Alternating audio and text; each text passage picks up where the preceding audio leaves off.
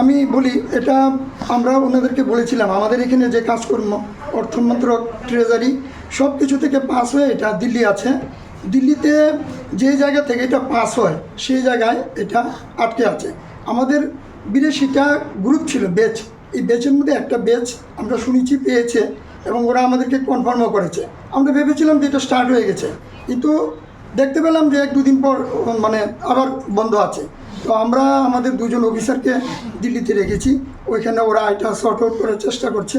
আমার মনে হয় এই মানে কয়েকদিনের মধ্যে প্রবলেম শেষ হবে, কিন্তু বাচ্চাদের সমস্যা আমি বুঝতে পারছি না। এবার কেউ হয়তো ধার করে ঋণ করে ওরা ওদের পড়াশোনা চালিয়ে যাচ্ছে। সরকার বলছে যে টাকার তো অভাব নেই, তাহলে যদি টাকার অভাবই না থাকে, এরা তো 6 থেকে 7 বার এসে গেছে আপনার দপ্তরে, বারবার ঘুরে যাচ্ছে। আমাদের দপ্তরে আমাদের মিনিস্টার পর্যন্ত এবং আমাদের মনে মাননীয় মুখ্যমন্ত্রীও ম্যাটারটা জানেন, উনি এটাকে সলভ করে দিয়েছিলেন। যখন ফান্ড রিলিজ হয় না তখন সত্যি আমরা মানে এটার জন্য চিঠি দিয়েছি, অনেক কিছু করে ফান্ড রিলিজ হয়েছে। ফান্ড রিলিজ হওয়ার পর একদম ফাইনাল এখন দেওয়ার যে ব্যাপারটা দেওয়ার ম্যাটারটা কিন্তু এখান থেকে হয় না, এটা মিনিস্ট্রি অফ ফিনান্স থেকে হয় দিল্লিতে। ওইখানে ওনাদের কি টেকনিক্যাল প্রবলেম আছে আমরাও সবটা বুঝতে পারছি না, অথবা সবটা আমাদের, কিন্তু এখানে কোনো সমস্যা নেই এটা আমি বলতে পারি। এদেরকে আশ্বাস কে দেয়? আপনারাই দিচ্ছেন, দপ্তর আমারই দিতে হবে। আমি যেহেতু ডিরেক্টরের পোস্ট হোল্ড করছি আমাকে দিতে হবে। হ্যাঁ, তাহলে এদেরকে মানে ডেকে এনে হয়রানি স্বীকার করতে হচ্ছে কেন? ডেকে আমি জানি না কে ডেকেছে, এরা তো হয়রানি ওনারা এসছেন, ওনারা এসছেন, আসাটা খুব স্বাভাবিক। আমার প্রশ্ন হচ্ছে, কারুর বাড়ি সাউথে, কারুর বাড়ি নর্থে, এরা তো এসে পয়সা খরচা করে আসছে, ফিরেও যাচ্ছে।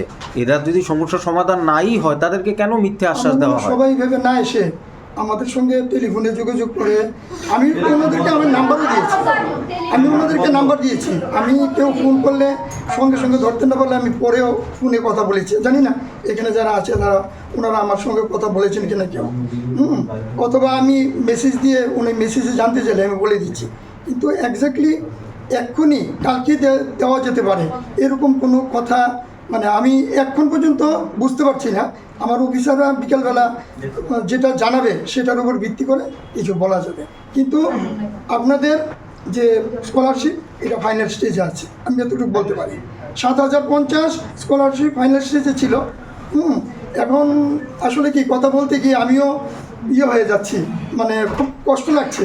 আপনাদের সমস্যা আমি বুঝতে পারছি যে আপনারা মানে বেগতিক হয়ে আপনারা আসেন আমার কাছে, কিন্তু কি করার বলেন, আমার হাতে নেই, আমার মিনিস্ট্রির হাতে নেই। মিনিস্ট্রি তো টাকা স্যাংশন করে দিয়েছে, এখন